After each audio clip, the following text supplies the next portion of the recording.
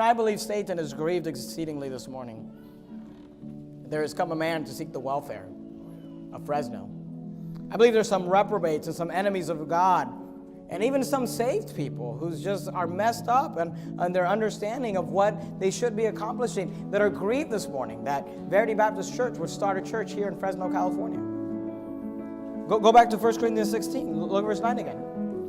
For a great door and effectual is opened unto me. We like that, the opportunity. But notice the second part, and there are many adversaries. See, there is always opposition to opportunity.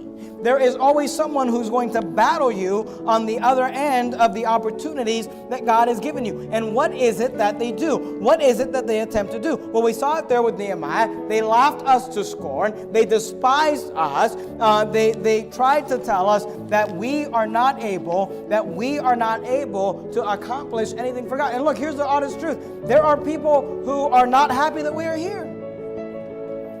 I think it was Brother Frank who was telling me that there's a local old IFB pastor here in Fresno. And look, I don't know him. He's not my enemy. I mean, I'm assuming he's saved. As long as he's saved, he's not my enemy.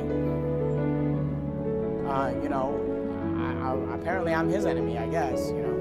But there's this old IFB pastor here in Fresno. He has a radio show here in town, and he announced on his radio show that there was a group called the New Independent Fundamental Baptists coming to town. They're starting a church here in Fresno. And his message was clear: stay away from them. It reminds me of Acts 17:6, when the early church there, the enemies of the early church said, these that have turned the world upside down are come hither also. This guy basically gets on the radio. He said, these that have turned Sacramento upside down are come hither also. And he's telling them, just stay away. And I'm thinking to myself, when there's a church here who's preaching the King James Bible, who's preaching the right gospel, the right salvation, we're motivating people to go out and reach people with the gospel, why would you tell people to stay away? But you say, oh, well, they're just afraid. They're just afraid that you're going to steal their people. They're just afraid that you're going to steal their thunder. They should be afraid. They've had their chance. They've been here for years and they've done nothing. They've been here for years and they haven't accomplished much. So yes, the big boys are in town. We're here to take over. We're here to do the work you failed to do. And if that bothers you, then why don't you show us how to do it? Why don't you get motivated to go soul winning, get mobilized to soul winning, show us up. We'd love it. Because here's the thing, we're not going to get bothered that you knock the doors we plan to knock on. In fact, we'll cheer you on. We'd be glad for the help. We'd be glad to see you do it. But there are those, and you know what they'll say? They'll say, look at those people. Look at what the media says about them. And it's like, you're citing the media? Look at them. And here's the truth. And they're right. Go back to Revelation. They're right. Because you say, what does the enemy do?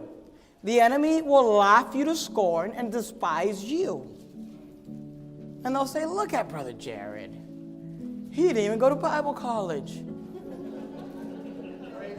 Yeah, he actually worked for a living.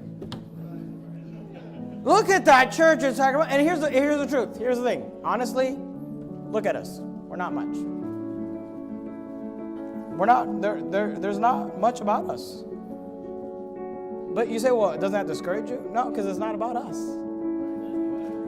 I mean, look at what Jesus said in Revelation 3. I know thy works. Revelation 3, verse 8. I know thy works. Behold, I've set before thee an open door, no man can shut it. And then he says this about the people.